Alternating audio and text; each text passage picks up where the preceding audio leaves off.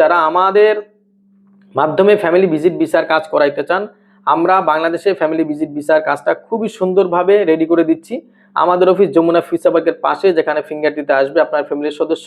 তার পাশাপাশি আমাদের অফিস এবং ফিঙ্গারের দিন আমরা নিজেরা যাইয়া ফাইলপত্র আপনার ফ্যামিলির সদস্যের হাতে বুঝিয়ে দিয়ে আসবো, এবং ওইখানে কিভাবে কোথায় ফিঙ্গার দিতে হবে সার্বিক পরামর্শ দেব। আমাদের লোক ওইখানে থাকবে সার্বিক সুবিধা অসুবিধা দেখার জন্য। এবং আমরা এই অ্যাপোস্টিল সহ সবকিছু ইনশাল্লাহ আমরা অনলাইন আবেদন করে দেব। এবং আমাদের মাধ্যমে যারা কাজ করাবেন ইনশাল্লাহ আপনার ফাইল রিজেক্ট হবে না, এই গ্যারান্টি দিতে পারি। আসসালামু আলাইকুম ওয়া রাহমাতুল্লাহি ওয়া বারাকাতুহু। সমস্ত প্রশংসা মহান রব্বুল আলামিনের, যিনি আমাদেরকে সৃষ্টি করেছেন। দেশ বা প্রবাস যে যেখান থেকেই আমার ভিডিও দেখছেন সকলকে আন্তরিক শুভেচ্ছা অভিনন্দন। প্রিয় সৌদি প্রবাসী ভাইরা, আপনাদেরকে আমি সবসময়ই এই ভিসা সংক্রান্ত বিষয় নিয়ে পরামর্শ দিয়ে থাকি, এবং আমার পরামর্শগুলি যারা মেনে চলার চেষ্টা করেন তারা এই পর্যন্ত কোনো হয়রানিতে পড়েন নাই। আজকে আমি বরাবরই আপনাদেরকে একটি পরামর্শ দিই। এই বিষয় নিয়ে আমার অনেকগুলি ভিডিও আছে আমার ইউটিউবে, আমার ফেসবুকে। তারপরেও, কারণ আমার ভিডিও তো আর মনে করেন ভাইরাল হয় না, আপনারা তার আমার ভিডিও ভাইরাল করেন না, শেয়ার করেন না, এই জন্যই ভাইরাল হয় না। আমার ভিডিও হয়তো 5,000 10,000 লোকে দেখে। তো আমি যেই পরামর্শগুলি দেই, যেই কথাগুলি বলি, আপনি অন্যদের সাথে মিলাই দেখবেন, বাস্তবতার সাথে মিলাই দেখবেন।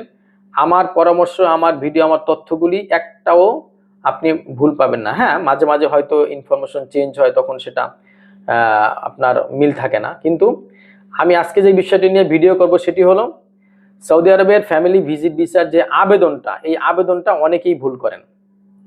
এই আবেদনটা ভুল করার কারণে বিসমিল্লাহ প্রথমে যখন ভুল হয়, তখন আপনার প্রত্যেকটা পদে পদে আপনাকে বাধাগ্রস্ত হইতে হবে। এমন হইতে পারে আপনার যে এজেন্সিকে কাজ দিচ্ছেন, এজেন্সি এই ভিসার যে ভুল আছে সেটা ধরতে পারে নাই, আপনার কাগজপত্র রেডি করে এম্বাসির সামনে পাঠিয়ে দিছে, আপনার ফ্যামিলির সদস্য এখান থেকে ফেরত গেছে, অনেক টাকা লস, হয়রানির শিকার হয়। এই জন্য আমার ভিডিওটা একটু খেয়াল করে শোনেন, এবং এই ভিডিওটা একটু শেয়ার করে দেওয়ার চেষ্টা করবেন যেন অন্যরাও দেখতে পারে। সৌদি আরবে ভিসার আবেদনের সময় আপনাকে যেই বিষয়গুলি খেয়াল রাখতে হবে, 1 নম্বরে হলো আপনার যাকে নিবেন তার পাসপোর্টে নামটা সিঙ্গেল নাম নাকি ডাবল নাম, এটা দেখবেন। যদি সিঙ্গেল নাম হয়, ধরেন শুধু আব্দুল্লাহ বা ধরেন আব্দুর রহমান, দুইটা নাম, আব্দুর একটা, রহমান আর একটা, দুইটা নামের অংশ কিন্তু এখানে আছে।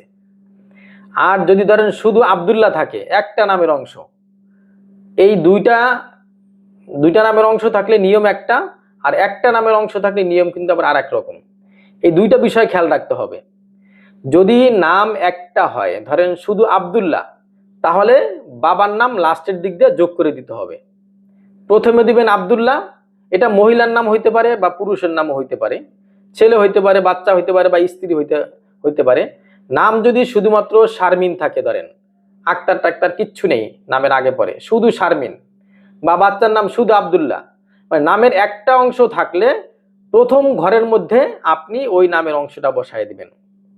এবং এরপরে আরো 3টা ঘর খালি থাকে, এই 3টা ঘরের মধ্যে আপনি বাবার নামটা যোগ করে দিবেন।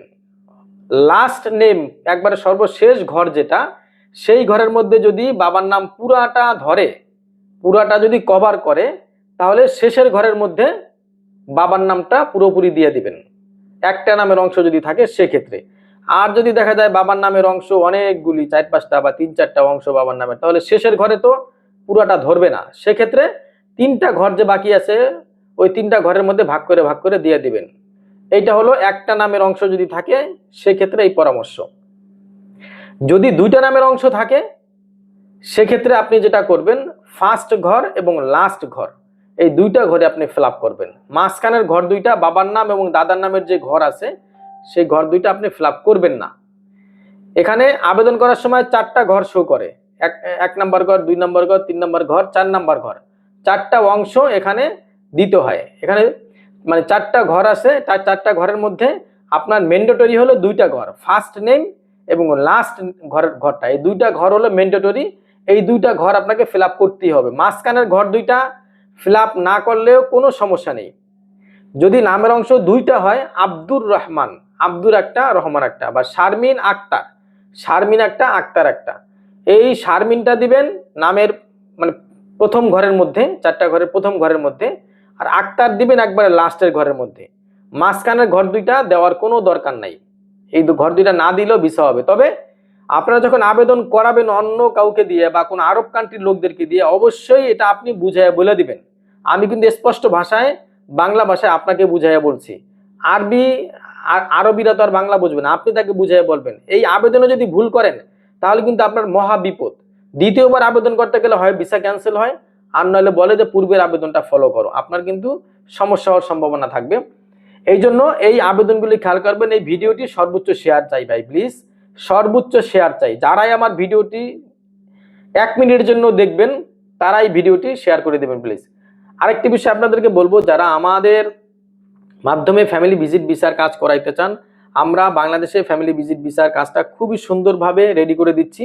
আমাদের অফিস যমুনা ফিউচার পার্কের পাশে, যেখানে ফিঙ্গার দিতে আসবে আপনার ফ্যামিলির সদস্য। তার পাশাপাশি আমাদের অফিস এবং ফিঙ্গারের দিন আমরা নিজেরা যাইয়া ফাইলপত্র আপনার ফ্যামিলির সদস্যের হাতে বুঝিয়ে দিয়ে আসবো, এবং ওইখানে কিভাবে কোথায় ফিঙ্গার দিতে হবে সার্বিক পরামর্শ দেব। আমাদের লোক ওইখানে থাকবে সার্বিক সুবিধা অসুবিধা দেখার জন্য।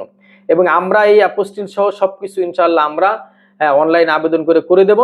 এবং আমাদের মাধ্যমে যারা কাজ করাবেন ইনশাল্লাহ আপনার ফাইল রিজেক্ট হবে না, এই গ্যারান্টি দিতে পারি। এবং আমরা যেই কাগজগুলি রেডি করে দেবো, অ্যাপোস্টিল করে দেবো, এগুলি সারা জীবন কাজে লাগাইতে পারবেন। এবং আমরা আপনার ফাইলগুলিকে সংরক্ষিত রাখবো। 2 বছর পরে আসলেও আমাদের থেকে এই আপনি অ্যাপোস্টিল সংগ্রহ করে, আপনারটা হারাইয়ে গেলেও আমাদেরটা থাকবে। আমরা আপনাকে এই কাগজ দিয়েই আপনার ভিসা পুনরায় লাগাই দিতে পারবো ইনশাল্লাহ। দেখা হবে কোনো পরবর্তী ভিডিওতে। সে পর্যন্ত ভালো থাকবেন, সুস্থ থাকবেন। আসসালামু আলাইকুম ওয়া রাহমাতুল্লাহি ওয়া বারাকাতুহু।